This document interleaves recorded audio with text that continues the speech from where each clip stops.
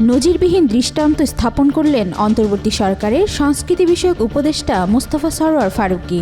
সরকারের একটা অংশ হয়েও সরকারের কঠোর সমালোচনা করেছেন তিনি।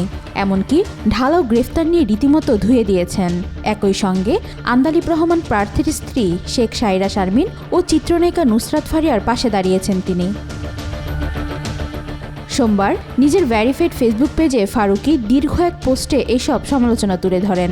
তিনি লেখেন, আমি সাধারণত চেষ্টা করি আমার মন্ত্রণালয়ের কাজের বাইরে কথা না বলতে, কিন্তু আমার তো একটা পরিচয় আছে। আমি ওই ইন্ডাস্ট্রিরই মানুষ ছিলাম এবং দুদিন পর সেখানেই ফিরে যাব। নুসরাত ফারিয়ার গ্রেফতার বিব্রতকর একটি ঘটনা হয়ে থাকলো আমাদের জন্য। এই উপদেষ্টা আরও লিখেছেন, আমাদের সরকারের কাজ জুলাইয়ের প্রকৃত অপরাধীদের বিচার করা। ঢালাও মামলার ক্ষেত্রে আমাদের পরিষ্কার অবস্থান, প্রাথমিক তদন্তে সংশ্লিষ্টতা না থাকলে কাউকে গ্রেফতার করা হবে না এবং সেই নীতি অনুসরণ করা হচ্ছিল। ফারিয়ার বিরুদ্ধে এই মামলা তো অনেক দিন ধরেই ছিল। সরকারের পক্ষ থেকে তদন্ত শেষ হওয়ার আগে গ্রেফতারের কোনো উদ্যোগ নেওয়ার বিষয়ে আমার নজরে আসেনি, কিন্তু এয়ারপোর্টে যাওয়ার পরে এই ঘটনা ঘটে।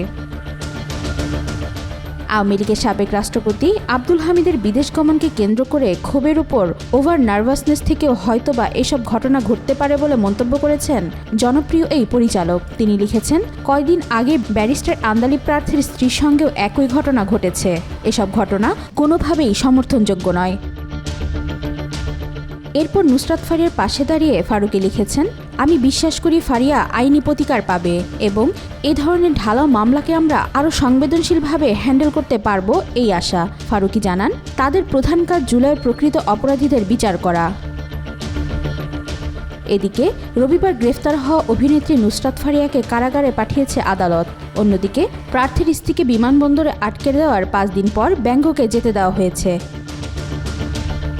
ওয়াহিদা পারভীন ইশিতা, আজকাল।